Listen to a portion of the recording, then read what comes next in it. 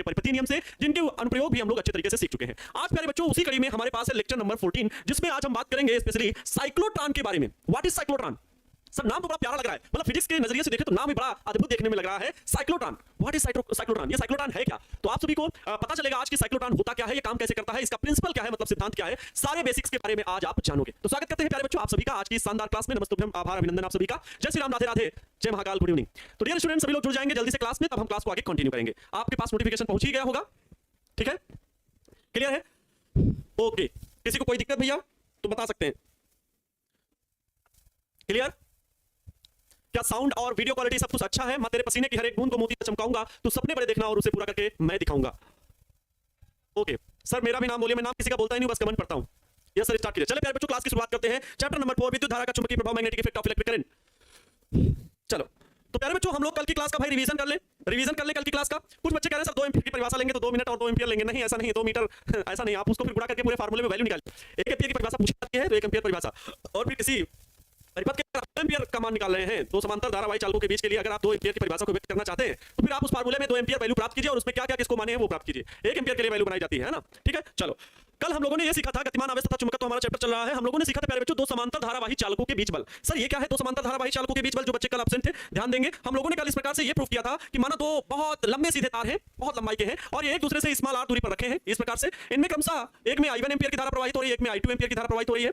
तो इनके बीच लगने वाला चुंबकीय बल कितना होगा उसका मान हम लोगों ने प्राप्त किया था। तो सभी बच्चों को याद होगा कि 2 समांतर धारावाही चालकों के बीच बल, 2 समांतर धारावाही चालकों के बीच चुंबकीय बल F इक्वल टू हम लोगों ने प्राप्त किया था कितना? तो म्यू नॉट अपान में 4 पाई I1 I2 अपान में R इंटू का L। बोलो क्या प्राप्त किया था? म्यू नॉट अपान में 2 पाई था ना, म्यू नॉट अपान में 2 पाई, 4 पाई नहीं, म्यू नॉट अपान में 2 पाई I1 I2 अपान में R इंटू L। ये आप लोगों को प्यारे बच्चों बताया गया था, इतने न्यूटन का धारावाही 2 समांतर चालकों के बीच लगने वाला बल होता है।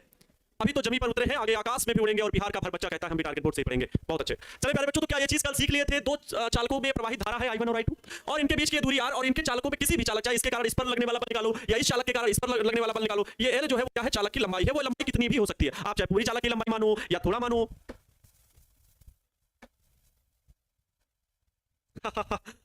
मतलब क्या है?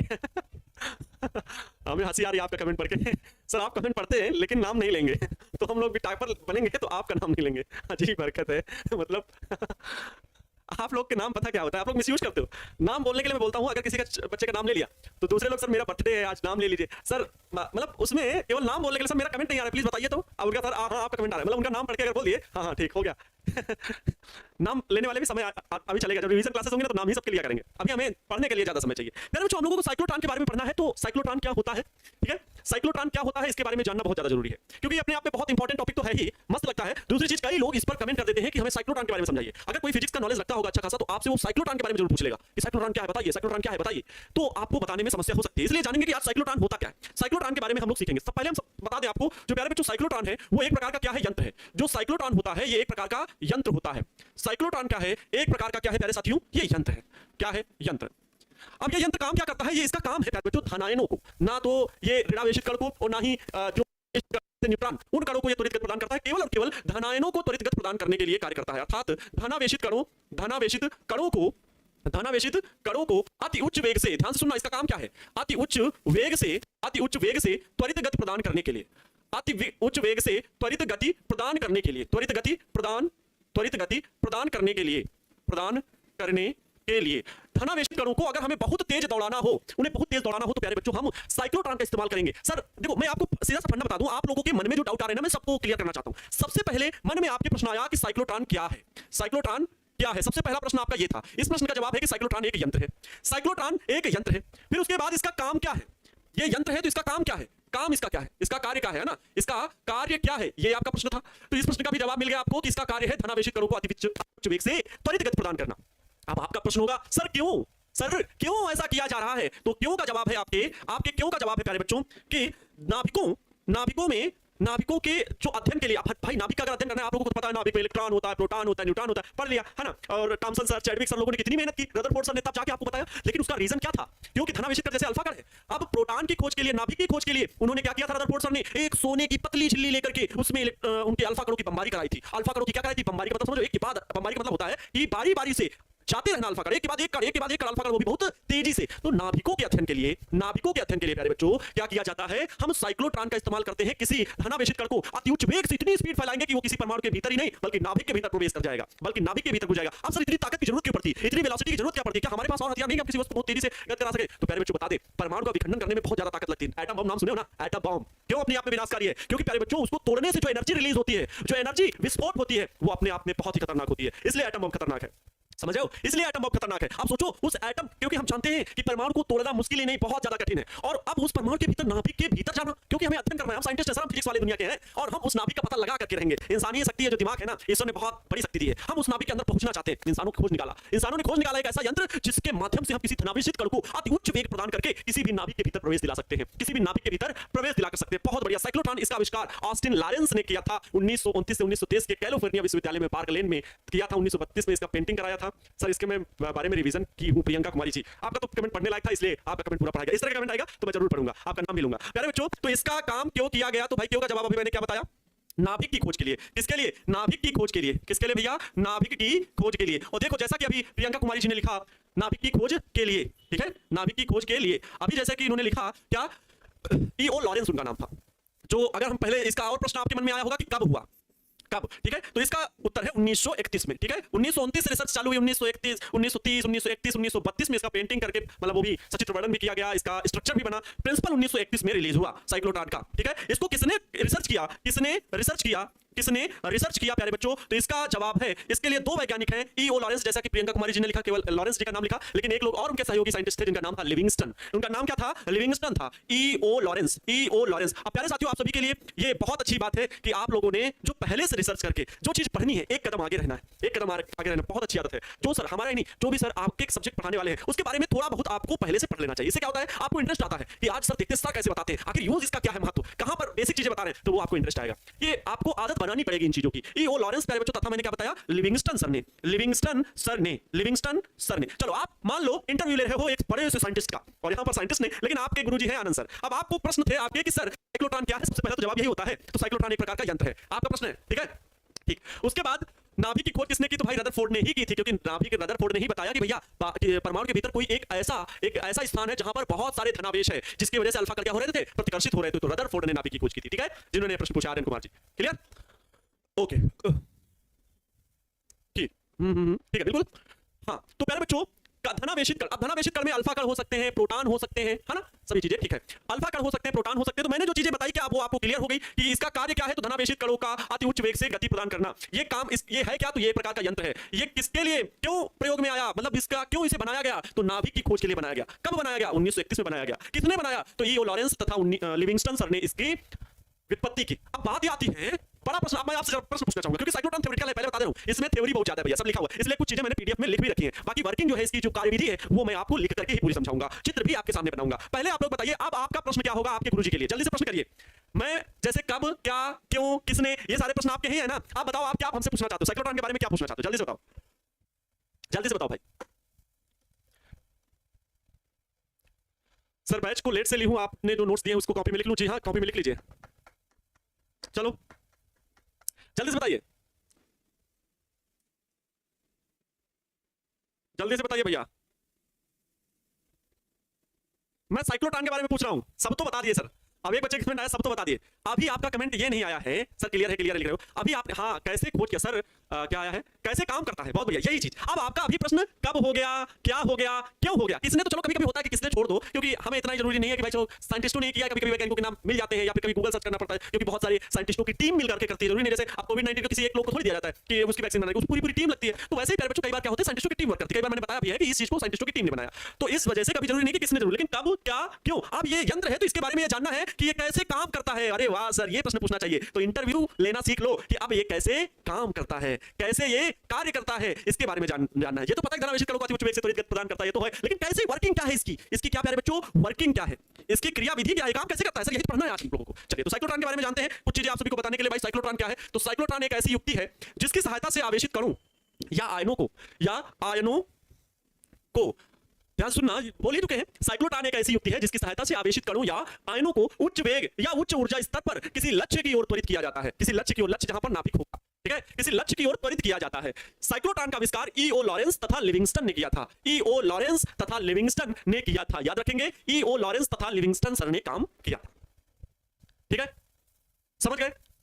सर इसका उपयोग कहां होता है? बाबू वही तो बता रहा हूं, इसका उपयोग नाभिक की खोज के लिए होता है ना, नाभिक में रिसर्च करने के लिए। अब बात आती है रचना की कि सर इसका स्ट्रक्चर कैसे होता है, सर इसका स्ट्रक्चर क्या होता है, इसमें क्या क्या चीजें यूज होती हैं, और फिर उसके बाद इसकी वर्किंग पढ़ेंगे। तो पहले ये जानेंगे कि साइक्लोट्रॉन में कौन कौन से पार्ट यूज होते हैं। जैसे आप कहेंगे सर कार बननी है, अब कार में कौन कौन सी चीजें होती है भैया? उसमें 4 पहिए होते हैं, उसकी पूरी चेचिस होती है। चेचिस मतलब समझते हो ना, बॉडी, उसका बहुत पैसा मिलता है। अगर आप लोग थोड़ा सा जानकारी रखते हो तो पता है, किसी गाड़ी का डिजाइन करने के लिए, और गाड़ी का डिजाइन मतलब समझो चेचिस जिसे बोलते हो ना, चेचिस का डिजाइन करने के लिए सबसे ज्यादा गाड़ियों में अगर पैसा मिलता है तो फीचर्स तो ऐड करने के लिए तो एक साइंटिस्ट खोज करते ही रहते हैं, सबसे ज्यादा डिजाइन का रुपया मिलता है। क्योंकि अगर आप गाड़ी का डिजाइन अच्छा बना के दे दिए ना, तो जो इंजीनियर होते हैं, जो डिजाइन आर्टिस्ट होते हैं, वो लोग जब गाड़ी का डिजाइन, गाड़ी में डिजाइन का मतलब ये नहीं कि बड़ी कहे तो सच्ची ये वाली गाड़ी हम भी तो आर्ट बना लेते हैं अच्छी, तो आर्ट कॉपी करके नहीं, हेडलाइट का रेशियो क्या रहेगा, बैकलाइट का रेशियो क्या रहेगा, कितनी हाइट की गाड़ी रहेगी, कितनी लंबी गाड़ी होगी, आप उसमें इंजन को सेट करोगे, कितना स्पेस सीट के बीच में दोगे, बहुत सारी बातें होती हैं। तो वो चेचिस का जो डिजाइन होता है और हर पार्ट को कहां-कहां आपको सेट करना होता है, वो सारा डिजाइन बनाने में एक साल लग जाते हैं, 2-2 साल लग जाते हैं, तब जाके कहीं कोई इंजीनियर उस डिजाइन को बना पाता है। तब एक डिजाइन बनाने को करोड़ों पैसे लेता है। ठीक है, तो ये होता है प्यारे बच्चों। तो डिजाइन जो है ना, वैसे ही हमें पता करना है कि साइक्लोट्रॉन का किस प्रकार में क्या-क्या पार्ट यूज होते हैं। तो आइए आज आपको सीखने को मिलेगा साइक्लोट्रॉन के इस अजूबे से यंत्र के बारे में कि इसमें क्या-क्या चीजें और कैसे यूज होती हैं।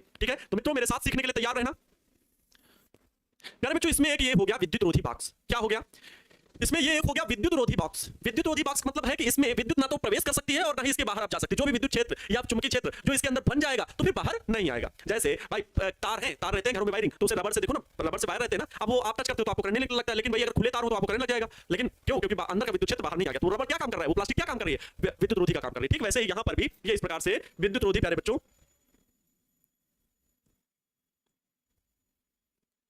ठीक है, चलो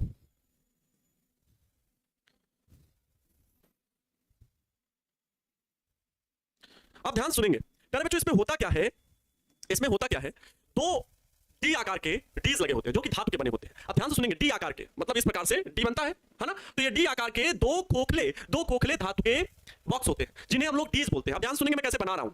ये दो खोखले धातु के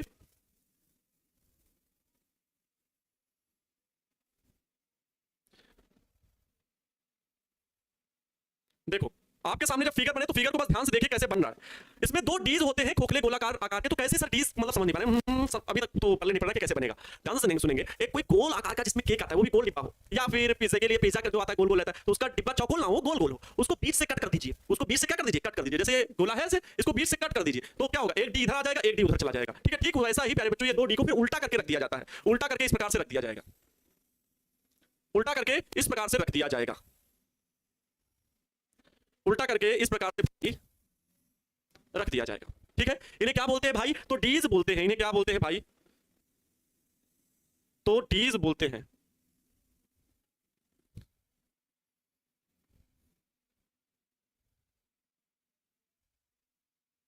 देखो भाई मेरी हाई स्कूल में मेरा आर्ट नहीं था, मेरा था कंप्यूटर, तो इस वजह से फिर भी थोड़ी बहुत आर्ट अच्छी बनाने की कोशिश कर रहा हूं।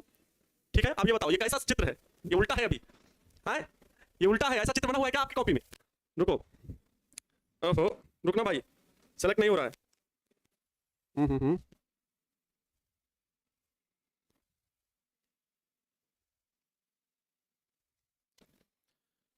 ऐसे रखा जाएगा भैया।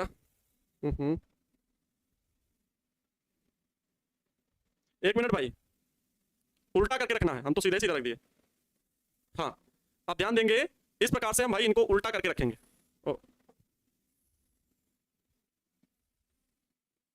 ये इस प्रकार से उल्टा करके रखेंगे। हमने क्या किया भाई, ये गोल गोल था, यहां पर मैंने कहा एक वृत्ताकार है बॉक्स, वो खोखला है, इसको बीच से कट कर दीजिए, फिर इनको उल्टा करके ऐसे मतलब ला के ऐसे रख दीजिए। ठीक है, चलो तो देखेंगे अब इसको किस प्रकार से इसमें भैया थोड़ा सा अच्छे से बेहतरीन बना दे तो बहुत अच्छा लगेगा, आपको भी देखने में अच्छा लगेगा, हमें भी देखने में अच्छा लगेगा। ये ठीक है, यहां पर भी वैसा ही बना देगा।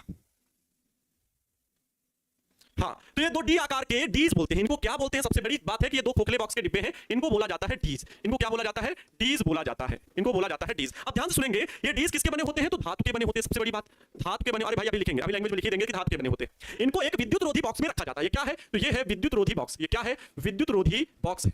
अब ध्यान से सुनेंगे, पूरी वर्किंग कैसे काम करता है सब कुछ मैं आपको बताने वाला हूं। ये विद्युत रोधी बॉक्स है।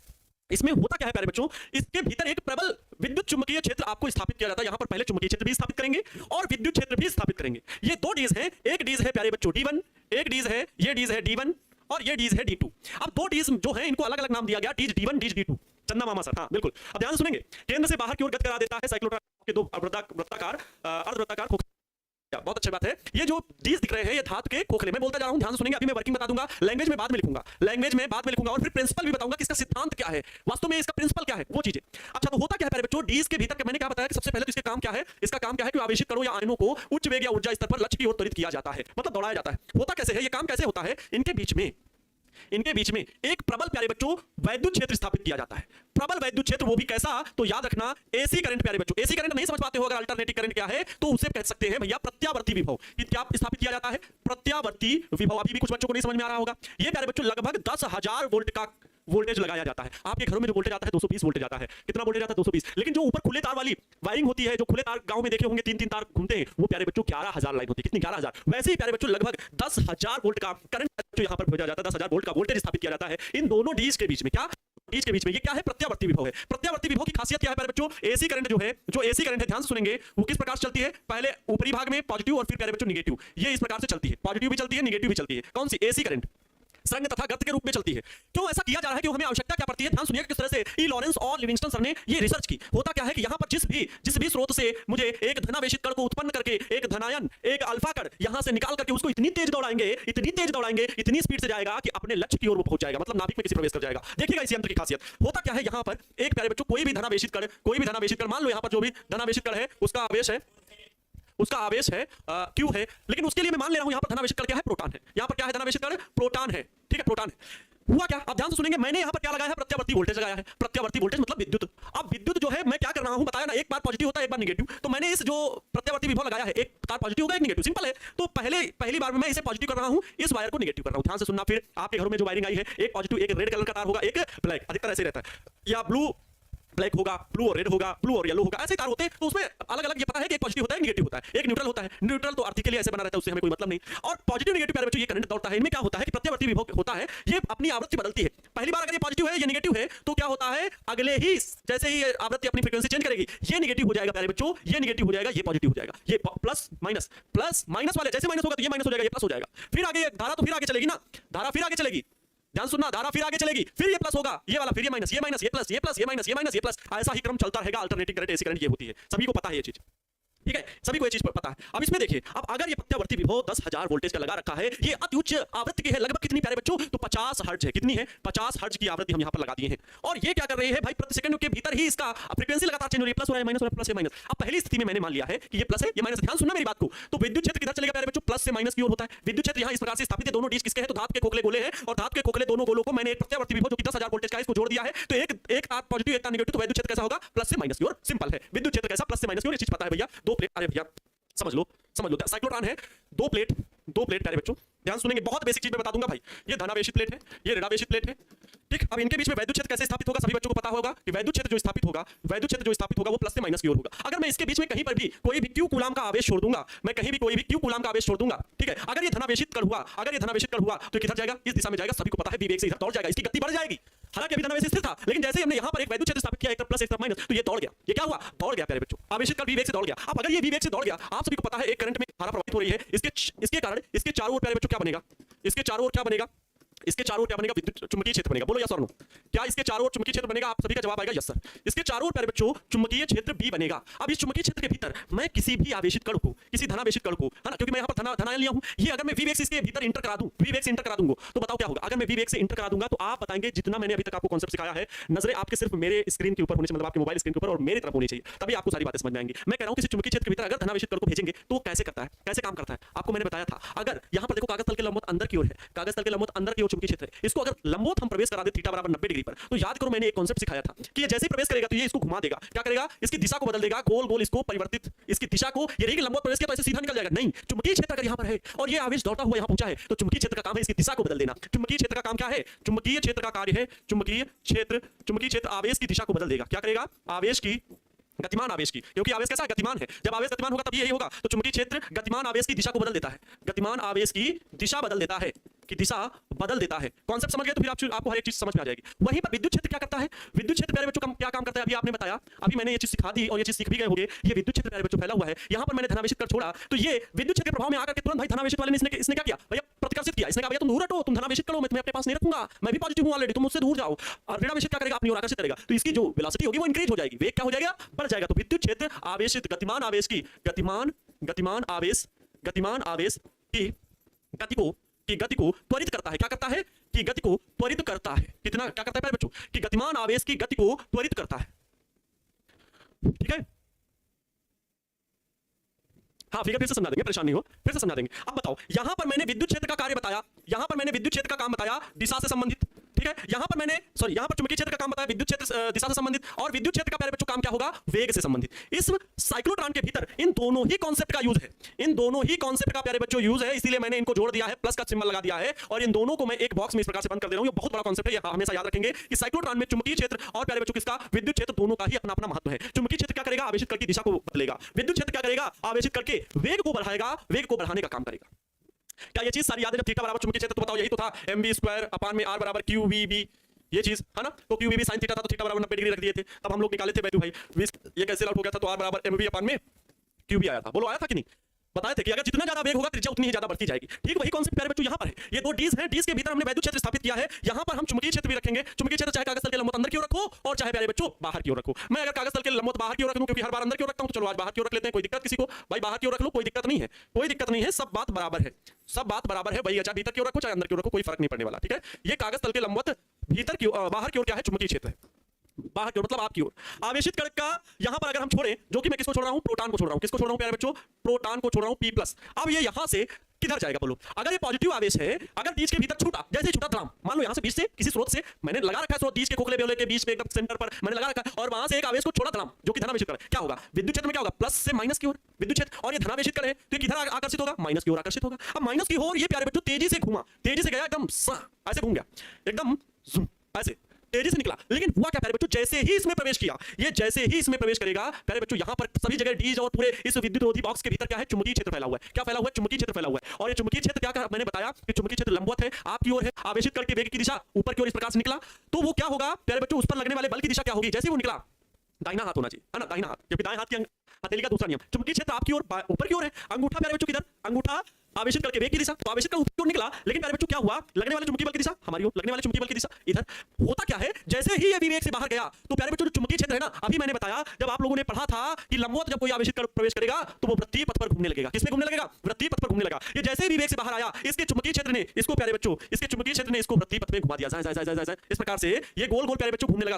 ये प्रक्रिया बहुत तेज हो रही है, अब ये नहीं सर धीरे-धीरे चल रहा है, नहीं, ये जैसे ऐसे अब यहां पर पहुंचा ही था, यहां पर किनारे पर पहुंचा ही था कि डीज चेंज, यहां पर जो प्रत्यावर्ती विभव प्लस था, तुरंत माइनस, तो ये हो गया माइनस में, ये हो गया प्लस में। ये गोल गोल घुमा ही था कि ये हो गया माइनस में, ये हो गया प्लस में। ये गोल गोल घूम के इसी सेंटर में घुस जाता, जहां से उत्पन्न हुआ था ये आवेश वहीं चला जाता, लेकिन ऐसा नहीं हुआ। क्या हुआ? अब ये प्यारे बच्चों माइनस हो गया, ये प्लस हो गया, क्योंकि ये धनावेशित कण है, माइनस प्लेट की ओर तुरंत आकर्षित होगा, तुरंत तेजी से भागेगा, इसी दिशा में तेजी से भागेगा, तेजी से। और जैसे ही ये इधर भागा, ये फिर प्यारे बच्चों जैसे ही इसमें डीज के भीतर प्रवेश करेगा, चुंबकीय क्षेत्र इसकी दिशा को बदल देगा, गोल गोल घुमा देगा। लेकिन जैसे फिर किनारे पर पहुंचेगा, फिर डीज की फ्रीक्वेंसी आवृत्ति चेंज होगी, ठीक है, ये प्लस हो जाएगा, फिर ये माइनस, तो फिर ये माइनस क्यों? तेजी से इधर पहुंचेगा, वेग बढ़ा देगा, और लगातार वेग बढ़ता जा रहा है, लगातार वेग बढ़ता जा रहा है। सर क्यों वेग बढ़ता जा रहा है? हमें समझ में नहीं आ रहा है। एक बात ध्यान से सुनो, गति के समीकरण पढ़े हो कि नहीं? 11th में प्यारे बच्चों आपको गति के समीकरण बताए गए हैं, ठीक है, गति के ये 9th में भी बताए जाते हैं गति के समीकरण, ध्यान से सुनेंगे। देखो v बराबर u + 80 समझ में ना आए पैसा वापस, समझ में नहीं आएगा तो पैसा वापस हो जाएगा, एकदम बेसिक कॉन्सेप्ट समझना। अगर हमें वेग बढ़ाना है प्यारे बच्चों, अगर हमें वेग इंक्रीज करना है, ठीक है, वेग इंक्रीज करना है प्यारे बच्चों, तो हमें क्या मतलब त्वरित गति प्रदान करना है। वेग इंक्रीज करना है किस लिए? क्योंकि हम त्वरण को बढ़ाना चाहते हैं, और अगर त्वरण को बढ़ाना चाहते हैं इसके लिए हमें टाइम को इंक्रीज करना होगा। टाइम को क्या होगा? समय बढ़ाना पड़ेगा, समय बढ़ाना पड़ेगा। इसका मतलब नहीं समझे सर, समय बढ़ाना पड़ेगा का मतलब क्या हुआ? समय बढ़ाना पड़ेगा का मतलब क्या हुआ प्यारे बच्चों? जैसे अगर हम इसे एक ही बार चक्कर घुमा के केवल इसको भेज देंगे तो ये कम त्वरित गति प्रदान कर पाएगा, कम इसका वेग बढ़ पाएगा। क्यों? क्योंकि अगर हम देखें त्वरण और अगर वेग को देखें तो ये समय पर डिपेंड करता है। वेग किस पर डिपेंड कर रहा है? समय पर। जितना ज्यादा हम इसको अगर उसी वेग से दौड़ाते रहेंगे, लगातार इसको वेग पुश करते रहेंगे, ये थोड़ा और धक्का दो, तो क्या होगा? धीरे धीरे इसका वेग बढ़ता जाएगा, धीरे धीरे इसका वेग बढ़ता जाएगा। और ये जब वेग बढ़ता जाएगा तो एक समय ऐसा आएगा ऐसे खूब सारे चक्कर लगाना होगा। सर खूब सारे चक्कर क्यों लग रहे हैं? खूब सारे चक्कर क्यों लगवा रहे हैं आप? तो प्यारे बच्चों वो भी समझ लीजिए, क्योंकि अगर हम यहां पर तृतीय समीकरण से भी देख ले, है ना, एक तो ये हो गया, तीसरे समीकरण से v² = u² + 2as, इससे देखो इसमें क्या है कि v प्रोपोर्शनल टू s है। अगर मुझे वेग इंक्रीज करना है तो प्यारे बच्चों दूरी को भी इंक्रीज करना होगा, दूरी भी बढ़ानी होगी। तो भाई अगर एक चक्कर लगा दूंगा, भाई देखो अगर मैं कहूं आपको खूब तेजी से धक्का दे रहा हूं, लेकिन आप बस वेग इतने बढ़ पाएगा, लेकिन आपको लगातार मैं धक्का देता ही रहूं उसी बल से, आप पहले थोड़ा बढ़ोगे, फिर लगातार धक्का देते जाएंगे, आपका वेग और बढ़ता जाएगा और बढ़ता जाएगा। सही एक बात है कि नहीं? क्योंकि वेग दूरी पर निर्भर करता है। अगर मैं दूरी बढ़ा दूं, और दूरी कैसे बढ़ाऊंगा? आप कह दो सर जी इसको सीधा सीधा ले जाना चाहिए था दूरी बढ़ाते, अरे भैया बॉक्स बहुत बड़ा हो जाता, बहुत बड़ा हो जाता। इस डिश के भीतर पता है कितने चक्कर काटेगा? 1 लाख चक्कर काटेगा, 1 लाख बार इतनी स्पीड से करेगा।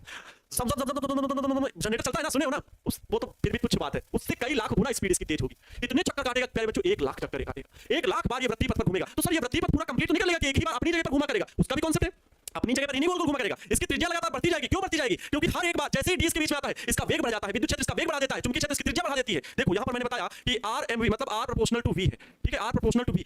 वेग बढ़ रहा है, त्रिज्या बढ़ रही है, वेग बढ़ रहा है प्यारे बच्चों तो त्रिज्या बढ़ रही है। ऐसा नहीं कि उसी वृत्त में चक्कर काटता रहेगा। कॉन्सेप्ट को पकड़ना, मेरी बात को पकड़ना। प्रियंका कुमारी जी पैसा हमारा वापस कीजिए, तो कॉन्सेप्ट को पकड़ना। पैसा तो वापस नहीं करेंगे क्योंकि हम भी चन्नी मैया कसम खाएं। अगर आप चन्नी मैया कसम खाएं तो हम भी खाएं, पैसा नहीं वापस करेंगे। क्यों? क्योंकि हम मेहनत करेंगे आपको सिखाने के लिए। कॉन्सेप्ट उससे बेहतरीन मिल जाए तो बताइएगा। तो प्यारे बच्चों यहाँ पर मैंने आपको क्या बताया कि इस कॉन्सेप्ट को जो सिखाया गया था, कई बच्चों ने कमेंट किया था ना, एक ही बच्चे जो भी मैं हर एक का कमेंट पढ़ता रहता हूँ, उसमें था कि सर साइक्लोट्रॉन समझाइए। देखो जब तक मैं चुंबकीय बल की व्याख्या नहीं कर सकता तब तक मैं आपको साइक्लोट्रॉन कैसे समझा दूं? किताब में भले उल्टी पुल्टी हेडिंग लिखी, वो किताब है, वो लोग आगे पीछे किताब को छाप सकते हैं, उससे कोई मतलब नहीं है। लेकिन हम कॉन्सेप्ट को जब तक नहीं सीखेंगे, ये कॉन्सेप्ट क्योंकि यहाँ साइक्लोट्रॉन यूज होने वाला है, इसलिए चुंबकीय बल और चुंबकीय बल के फिर जितने कॉन्सेप्ट थे वो सारे बता दिए। चालक पर लगने वाला बल, तो समांतर धारावाही चालकों पर लगने वाला बल। जब चुंबकीय बल का कॉन्सेप्ट समझ हुआ तो साइक्लोट्रॉन जो कि चुंबकीय बल की व्याख्या से हो गई, तब आप साइक्लोट्रॉन पढ़े। तो एक क्रमिक अध्ययन होता है। तो यहां पर प्यारे बच्चों अब कॉन्सेप्ट समझ में आया कि सर इसकी लगातार त्रिज्या बढ़ेगी, लगातार वेग बढ़ेगा। ये ऐसे ही चक्कर काटते काटते काटते काटते जम्मा जम्मा जुम जम्मा जम्मा जुम जम जम जम जम जम जम जम जम जम जम जम जम जम जम जम एक बार और घुमा दे क्या? जम जम जम जम जम जम। अरे भैया तो यहां से जम जम जम जम जम जम। यहां पर प्यारे बच्चों एक लगी होती है, यहां पर एक प्यारे बच्चों लगी होती है विवर्तक प्लेट। यहां पर क्या लगी होती है प्यारे बच्चों? एक लगी होती है विवर्तक प्लेट। क्या लगी होती है? फिर से बोलना चाहूंगा मैं, यहां पर लगी होती है ये विवर्तक प्लेट। सर विवर्तक प्लेट क्या होती है? ये क्या करती है? इस धनावेशित कण को अपनी ओर आकर्षित भी कर लेती है और इसे लक्ष्य की ओर परावर्तित करके भेज भी देती है। ये क्या होती है सभी को बताना जरूरी है। सर बता दीजिए ये क्या है? ये प्यारे बच्चों है विवर्तक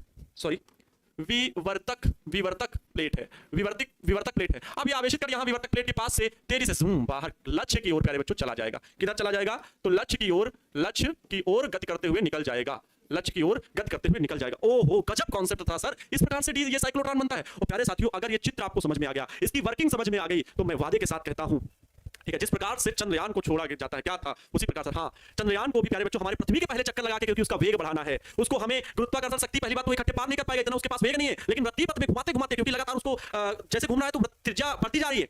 कैसे सोचिए 11 में मैंने बच्चों को बताया भी था, नहीं तो चंद्रयान से संबंधित मैंने बातें बताई भी थी। ऐसे ये प्यारे बच्चों पृथ्वी है, ये चंद्रमा है। अगर हम जो यान यहाँ पर भेजे चंद्रयान, तो वो पृथ्वी के चक्कर क्या करता है? ऐसे काटेगा। पहले इसके ऑर्बिट में, ऑर्बिट ऐसे बढ़ता जाएगा। जैसे ही गुरुत्वाकर्षण शक्ति, देखो गुरुत्वाकर्षण शक्ति पृथ्वी से दूर हटते हटते घटती जाती। अब यहाँ पर नहीं जाएगा बल्कि यहाँ पर चला जाएगा। अब यहाँ पर जैसे ही जाएगा प्यारे बच्चों, यहाँ पर ये चंद्रमा की गुरुत्वाकर्षण शक्ति की ओर, यहाँ पर मुड़ा नहीं है, अब यहाँ पर नहीं मुड़ा बल्कि यहाँ चंद्रमा की ओर चला गया। अब लेकिन ये चला जाता सीधे, लेकिन सीधे भी नहीं गया। क्यों नहीं गया? क्योंकि प्यारे बच्चों यहाँ से चंद्रमा की शक्ति की आकर्षण शक्ति ने इसे बैंड कर दिया। अब चंद्रमा के ऐसा नहीं कि डायरेक्ट यहीं पर ऐसे उतर जाएगा, नहीं, यहाँ पर भी ये इस प्रकार से नहीं होगा। फिर क्या होगा? ये ऐसे यहाँ भी चक्कर काटेगा, यहाँ भी 1-2 चक्कर काटने के बाद इस प्रकार से लैंड कर जाता है ना। तो इस प्रकार से ही, क्योंकि किसी भी चीज को कॉन्सेप्ट अगर समझें तो हम इकट्ठे ना तो उसका वेग बढ़ा सकते हैं, ना ही इकट्ठे उसका वेग घटा सकते हैं और बढ़ा भी सकते हैं, लेकिन उससे नुकसान है। वो उतना असरमंद है कि नहीं, आपको बहुत तेजी से धक्का मार दिया जाए, आप पता लगे गिर जाए, उतनी तेज ना दौड़ पाए जितनी तेज आपको भेजना है, इतनी तेज दौड़िए, लेकिन वही आपको धीरे धीरे दौड़ाते रहे तो आपका वेग बढ़ जाएगा।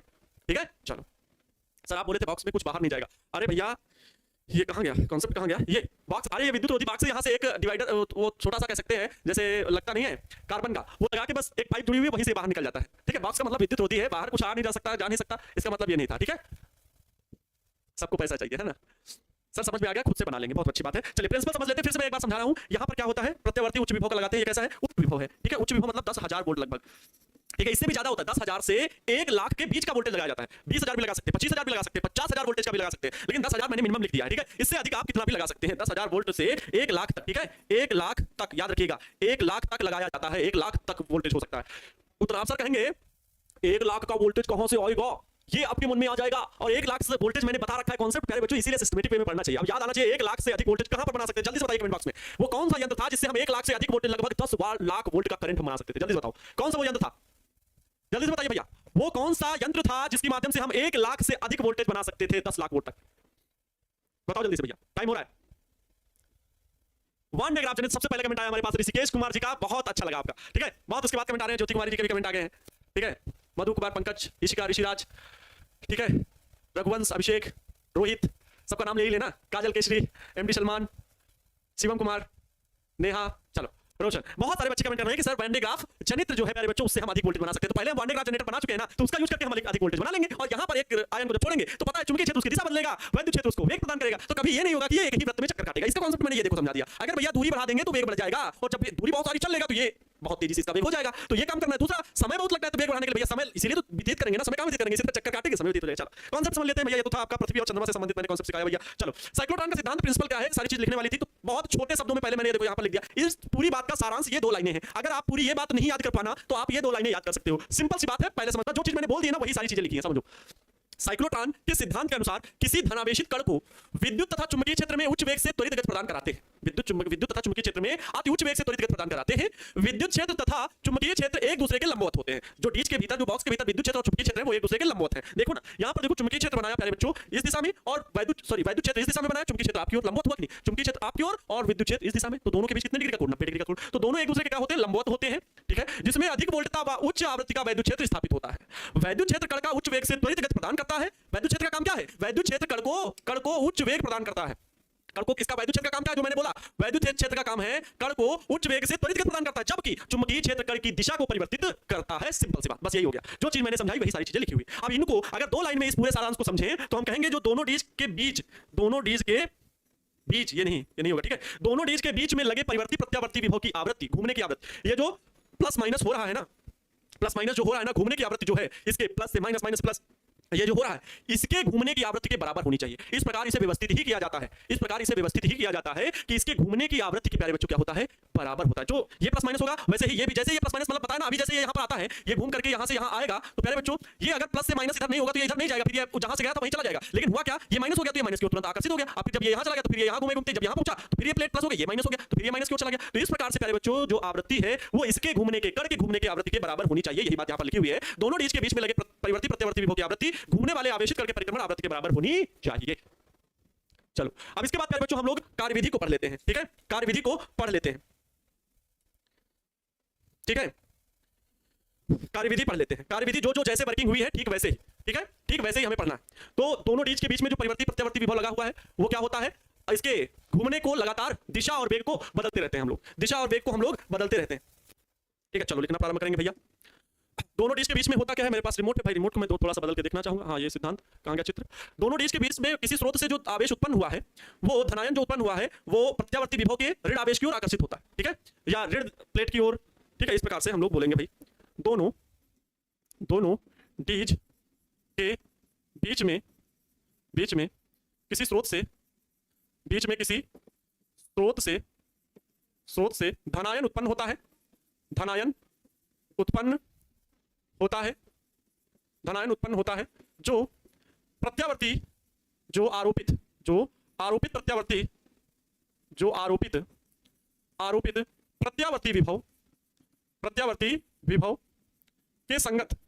प्रत्यावर्ती विभव के संगत वैद्युत क्षेत्र की दिशा में, वैद्युत क्षेत्र भाई प्रत्यावर्ती विभव जो लगा हुआ है उसके संगत का मतलब जो जिस दिशा में वो है प्लस और माइनस जिस प्रकार वो है उसी की दिशा में वो आवेशित गति करता है। तो प्रत्यावर्ती विभव के संगत वैद्युत क्षेत्र की दिशा में गति करता है, वैद्युत क्षेत्र की दिशा में गति करता है। दोनों डीज के जो चिन्ह है, जैसे ही भाई धनावेशित और ऋणावेशित बदलेंगे तो धनायन तुरंत उस डीज की ओर आकर्षित करेगा भाई, विपरीत ध्रुव वाले डीज की ओर आकर्षित होता है, ठीक है। तो धनायन क्या प्रत्यावर्ती विभव के संगत वैद्युत क्षेत्र की दिशा में गति करता है। चुंबकीय क्षेत्र धनायन की गतिमान धनावेशित कण, ऐसा भी बोल सकते हो, गतिमान धनायन की दिशा को वृत्तीय पथ में मोड़ देता है। क्या किस पथ में मोड़ता है, तो वृत्तीय पथ में, दिशा को वृत्तीय पथ में गति कराता है, वृत्तीय पथ में गति कराता है। जैसे ही धनायन डीज कौन सी थी, देखो डीज D2 से D1 की ओर आता है तो ध्रुवता क्या होती है, इनकी चेंज हो जाती है। ध्रुवता मतलब प्लस से माइनस थी, अब माइनस से प्लस होती है, तो प्रत्यावर्ती विभव के कारण क्या होती है, ध्रुवता चेंज हो जाती है। तो वृत्तीय पथ में गति कराता है भैया, वृत्तीय पथ में D2 में ऐसे आया, लेकिन जब ऐसे घुमा वृत्तीय पथ में फिर आगे इसका वेग बढ़ेगा जब D2 से D1 में जाएगा, ठीक है। तो डीज की ध्रुवता प्रत्यावर्ती विभव के कारण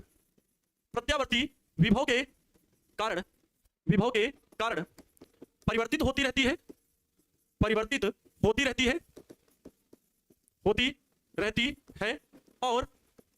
और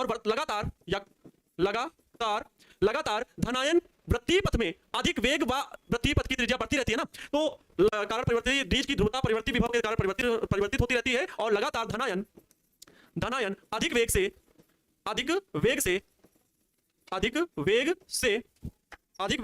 वृत्तीय पथ पर गति करने लगता है। वृत्तीय पथ पर गति करने लगता है। वृत्तीय पथ पर गति करने लगता है। यह क्रम चलता रहता है। यह क्रम चलता रहता है लगभग 1 लाख चक्कर घूमने के बाद लगभग 1 लाख चक्कर घूमने के बाद धनायन की तरफ विवर्तक प्लेट की ओर मुड़ जाता है। विवर्तक प्लेट की ओर मुड़ जाता है और लक्ष्य की ओर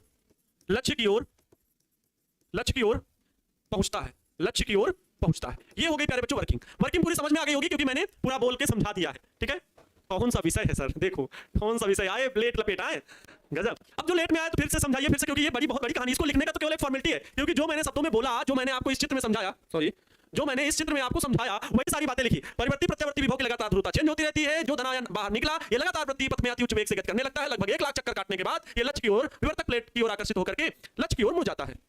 एकदम सिंपल है भाई, समझने में अगर नहीं ध्यान दिए हो तो ये लैंग्वेज का लिखने का भी कोई मतलब नहीं। इसको समझाया तो ये लैंग्वेज समझने वाली है ही नहीं, समझने वाला चित्र है, लैंग्वेज तो फिर लिख ही लोगे। वैसे लिखा है कि दोनों डीज के बीच में किसी स्रोत से धनायन उत्पन्न होता है। भैया धनायन हम उत्पन्न किए किसी स्रोत से, जो आरोपित प्रत्याविभव के संगत आरोपित प्रत्यावर्ती विभव के संगत विद्युत क्षेत्र की और दिशा में गति करता है। चुंबकीय क्षेत्र गतिमान धनायन की दिशा को वृत्तीय पथ में गति कराता है। चुंबकीय क्षेत्र का काम क्या है? वृत्तीय पथ में घुमाना। डीज की ध्रुवता प्रत्यावर्ती विभव के कारण परिवर्तित होती रहती है और लगातार धनायन अधिक वेग से वृत्तीय पथ पर गति करने लगता है। वृत्तीय पथ पर अधिक वेग से गति करने लगता है क्योंकि विद्युत क्षेत्र अधिक वेग प्रदान करता है। चुंबकीय क्षेत्र उसको वृत्तीय पथ में लगातार मोड़ता रहता है। यह क्रम चलता रहता है और लगभग 1 लाख चक्कर घूमने के बाद धनायन विवर्तक प्लेट की ओर मुड़ जाता है और लक्ष्य की ओर पहुंचता है। साइक्लोट्रॉन का लक्ष्य क्या है? किसी भी नाभिक, कोई भी परमाणु का नाभिक जिसमें वो रिसर्च करने के लिए वो धनायन जाएगा, साइक्लोट्रॉन यंत्र का ये लक्ष्य है। अच्छा, अभी और कॉन्सेप्ट ये है कि प्यारे बच्चों, अगर Q कूलाम का आवेश, ठीक है, अब ध्यान देंगे, माना Q कूलाम का धनायन,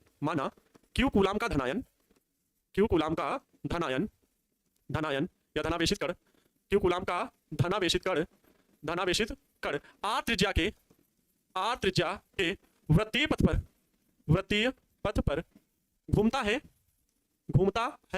तो आवश्यक अभिकेंद्र बल चुंबकीय बल से प्राप्त होता है ना।